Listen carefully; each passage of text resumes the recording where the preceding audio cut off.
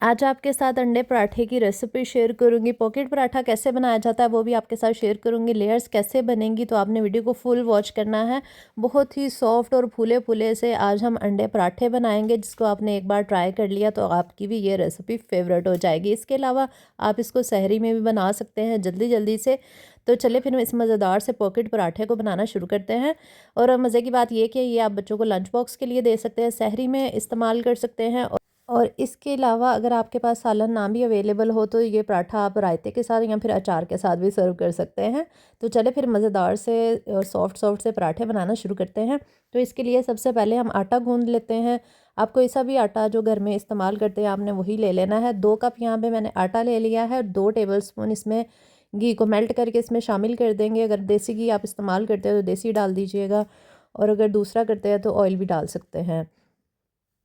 और इसके अलावा 1 टीस्पून इसके अंदर मैंने नमक का शामिल कर दिया है। नमक और घी डाल के ना सबसे पहले आटे को ना जो ड्राई इंग्रेडिएंट्स होते हैं ना उनको अच्छी तरह से मिक्स करेंगे, हाथों की मदद से मसल मसल के ना इस तरह ये होगा कि डो जो बनाएंगे ना हम पराठों की वो बहुत सॉफ्ट और अच्छी डो बनेगी, क्योंकि डो अच्छी हो तो ही पराठे जो है ना वो मज़ेदार बनते हैं। सॉफ्ट सॉफ्ट फूले फूले से आपके पराठे बन के तैयार होंगे। और अगर तो आपने सहरी में ये पराठे बनाने हैं तो फिर आप आटा जो है वो रात को भी गूंद के फ्रिज में रख सकते हैं, और सुबह फिर उठ के आप बना लीजिएगा, क्योंकि सहरी में टाइम कम होता है तो आप अपनी सहूलत के लिए आटा पहले ही गूंद के रख लीजिएगा। लेकिन अगर आप फ्रेश आटा गूंदना चाहते हैं तो आप फ्रेश भी आटा गूंद कर इसको पराठों को तैयार कर सकते हैं। तो यहाँ पे ड्राई इंग्रेडिएंट्स अच्छी तरह से मिक्स हो चुके थे, तो अभी मैं आटे में थोड़ा थोड़ा पानी डाल के इसको अच्छी तरह से मिक्सिंग कर रही हूँ, क्योंकि अब हमने इसकी डो तैयार करनी है। डो तैयार करने के बाद डो को हम रख देंगे जनाब थोड़ी देर रेस्ट के लिए। उतनी देर में हम अपने अंडे पराठे का जो मिक्सचर है ना उसको तैयार कर लेंगे।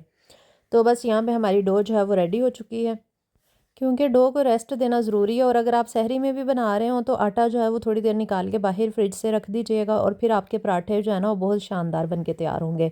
तो मैं इसको 10-15 मिनट के लिए छोड़ रही हूँ आटे को।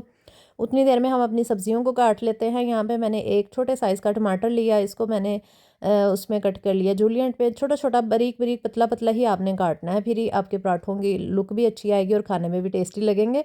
और साथ ही मैंने बिल्कुल छोटे साइज़ का प्याज लिया, इसको भी चॉप कर लेंगे। और ये हाफ़ ही मैंने तकरीबन लिया है, क्योंकि प्याज मीडियम साइज़ का था तो हाफ़ काफ़ी रहेगा, 4 पराठे इजीली बन जाएंगे। साथ में हरा धनिया भी हमने चॉप करके इसको साइड पे रख देना है। और इसके अलावा 2 से 3 हरी मिर्चें ले लीजिएगा, इनकी भी कटिंग कर लेंगे, इस तरह बारीक चॉप कर लेंगे। अगर आप हरी मिर्चों को स्किप करना चाहते हैं तो स्किप भी कर सकते हैं, लेकिन अंडे पराठे में हरी मिर्चें बहुत मज़े की लगती हैं, तो आप हरी मिर्चों को स्किप ना कीजिएगा, ये लाजमी बनाइएगा। बस उसके बाद जो है हम ले लेंगे जनाब यहाँ पे अंडे। और अंडे यहाँ पे मैं 4 यूज़ कर रही हूँ, क्योंकि एक अंडा पराठा में एक अंडा तो लग ही जाएगा, क्योंकि हमने अंडे वाले मिक्सचर को पराठों के साथ डिप करके ना पराठे डिप करेंगे हम इस मिक्सचर के साथ, और फिर हम उनको फ्राई करेंगे। तो इसलिए एक पराठे के लिए एक अंडा काफ़ी रहेगा। सबसे पहले आपने अंडों को बहुत अच्छी तरह से बीट कर लेना है, क्योंकि ये अच्छी तरह से बीट होंगे तो ही जो पराठे हैं ना वो सही तरह डिप होके वो टिक पाएंगे, वरना वो स्लिप होके अंडा सारा नीचे ही चला जाएगा। इसलिए बीट करना, अच्छे से बीट करना बहुत ज़रूरी है। और ये फ्लफ़ी से हो जाएं और ऊपर झाग आ जाती है ना इस तरह से, ये देखिए इस तरह बिल्कुल अंडा जो है ना वो लटकता नहीं है, और बहुत अच्छे से फ्लफ़ी से अंडे जो है ना वो बन के तैयार होते हैं। तो अभी हम इसमें सब्जियां ऐड कर लेते हैं, जिसमें मैंने जैसे कि आपको बताया मैंने इसमें प्याज, टमाटर, हरी मिर्चें और हरा धनिया लिया है। ये सारी सब्जियां डाल के ना इनको अच्छी तरह से मिक्स कर लेंगे। उतनी देर में आपसे रिक्वेस्ट है कि वीडियो अच्छी लग रही हो तो हमेशा की तरह लाइक कर दिया करें, कमेंट में अपनी राय का इजहार ज़रूर किया करें, और अगर फॉलो नहीं किया तो जल्दी से फॉलो कर ले, ताकि इस तरह की मज़े मज़े की रेसिपीज़ और वीडियोज़ आप लोगों से स्किप ना हो सके। फिर 1 टीस्पून इसके अंदर मैंने नमक का शामिल कर दिया। हाफ़ टी स्पून मैंने इसमें कुटी हुई जो लाल मिर्च होती है ना चिली फ्लेक्स, वो भी हाफ़ टी स्पून डाल दी है, ताकि पराठे जो हैं वो फीके से ना बन के तैयार हों। लेकिन अगर आप बच्चों के लिए, छोटे बच्चों के लिए बना रहे हैं तो फिर आप इसमें काली मिर्च डाल दीजिएगा, या फिर हरी मिर्चें आप स्किप करना चाहें तो वो भी कर सकते हैं। बस सारी चीज़ों को हमने अच्छी तरह से मिक्स कर लेना है। तो ये अंडों वाला जो मिक्सचर है ना वेजिटेबल्स के साथ, ये हमारा यहाँ पे हो गया है जनाब तैयार। और डो को भी देख लेते हैं, डो भी रेडी हो चुकी होगी। तो अभी हम पेड़े बना लेते हैं। अच्छा, एक बात मैं आपको बताना चाह रही हूँ कि पेड़े बना के ना आप पेड़ों को रेस्ट पे ज़रूर रखा करें, फिर उस तरह ना हमारे जो पराठे हैं ना वो बड़े अच्छे बनेंगे और बड़े बड़े साइज़ में, खिले खिले, और उनको बेलना आसान होगा डो को, वरना बहुत टाइम टेकिंग काम हो जाता है। तो पेड़े बना के ना इसको 10 मिनट के लिए कवर करके रख दें, और जब 10 मिनट हो जाएं तो तब आप बेलना शुरू करें। तो इस तरह आसानी हो जाती है बनाने में। बेशक अगर सहरी में भी बना रहे हो तो क्योंकि हम ख़वातीन जल्दी उठ जाती हैं, तो हम लोग जो है अपनी तैयारी कर लेती होती हैं। सहरी में माशाल्लाह से ख़वातीन को अल्लाह ताला हिम्मत दे देता है।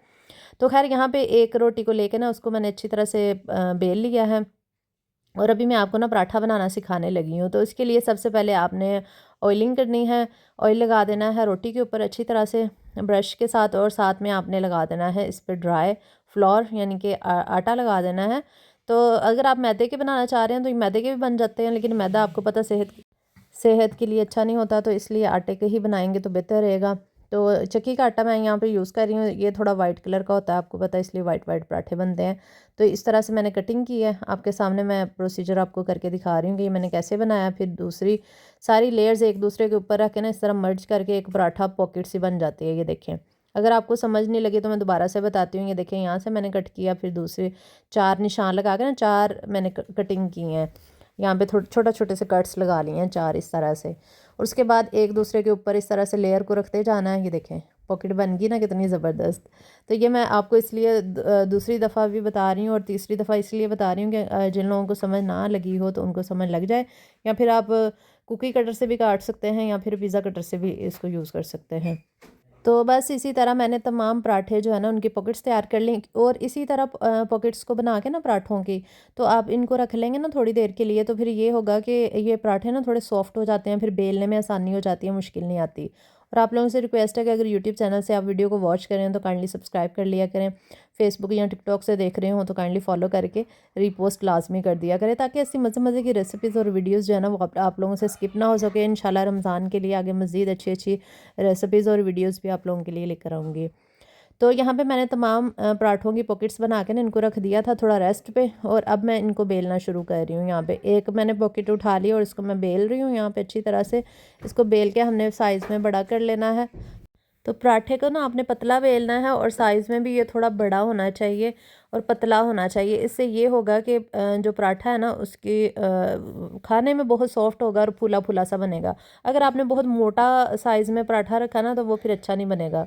तो ये देखें यहाँ पे मैंने कितना पतला जो है ना वो पराठा अच्छी तरह से बेल लिया है इसको। और अगर आपसे बेलन से अच्छी तरह नहीं बेला जा रहा तो आप इसको रोटी की तरह पका लें, जैसे हम दोनों हाथों से मार मार के रोटी को बड़ा करते हैं, इस तरह आप इसको बना सकते हैं।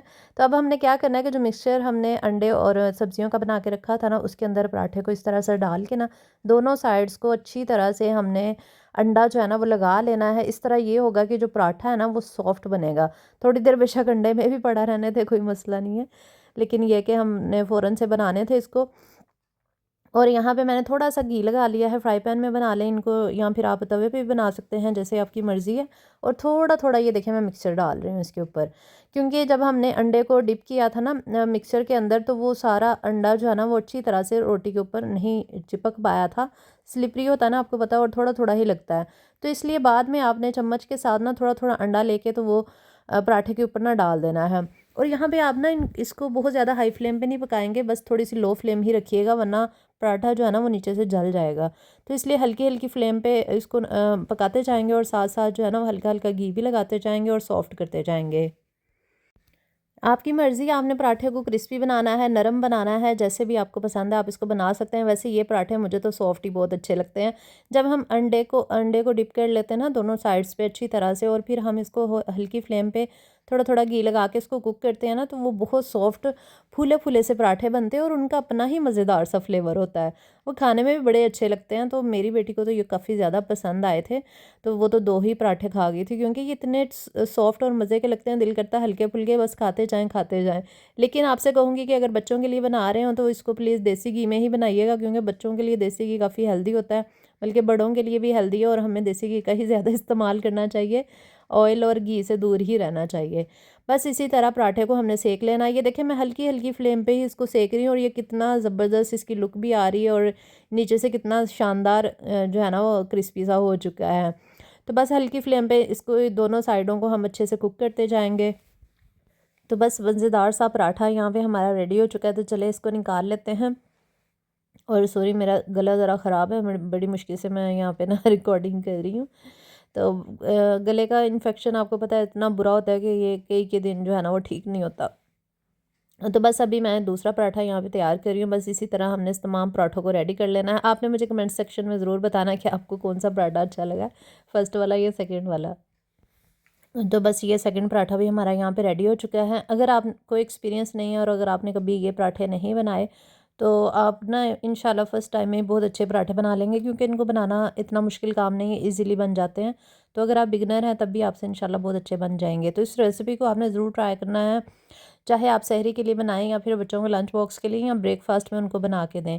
क्योंकि इस पराठे के साथ ना ना तो आपको सालन की ज़रूरत पड़ेगी और ना ही आपको कोई और चीज़ स्पेशल बनानी पड़ेगी, क्योंकि इसको आप सर्व कर सकते हैं अचार के साथ या फिर दही के साथ। और ये पराठे इतने मज़े के बने थे कि मैंने भी अचार के साथ खा लिया, हालांकि मेरा गला ख़राब था और मेरा मज़ीद गला ख़राब हो गया, इसलिए अब मुझसे सही बोला नहीं जा रहा। और अभी मैं आपको ना तोड़ के भी चेक करवाती हूँ ये अंदर से कितने सॉफ्ट बने हैं, ये देखें कितने नरम से बने हैं। तो इसी तरह के पराठे आई थिंक आप लोगों को भी इंशाल्लाह बहुत पसंद आएंगे। तो इस रेसिपी को ज़रूर ट्राई कीजिएगा। ये देख लें माशाल्लाह कितने ज़बरदस्त बने। और वीडियो पसंद आई हो तो लाइक करिए, कमेंट ज़रूर कर दिया करें और शेयर लाजमी कर दिया करें, आप लोग शेयर नहीं करते। और फॉलो कर लिया करें, फेसबुक या टिकटॉक से देख रहे हैं और यूट्यूब से देख रहे हो तो कर ली सब्सक्राइब भी कर लिया करें। अपना बहुत बहुत सा ख्याल रखा करें, मुझे भी दुआ में याद रखा करें। अल्लाह हाफिज़।